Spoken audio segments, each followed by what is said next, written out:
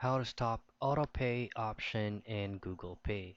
So first things first is we will be doing this method via your Google Play Store.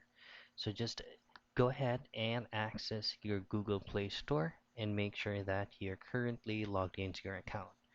Now once you're here, at the top right portion of your screen, you should be able to see your profile picture. Just simply tap on that and from here, you should have a lot of options that you can choose. But for this tutorial, you should need to choose on payments and subscriptions.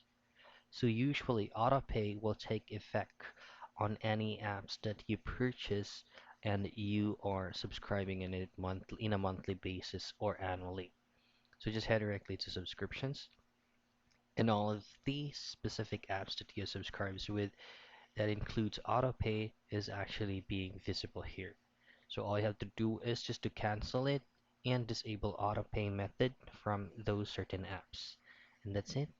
That's how you stop autopay option in Google Pay.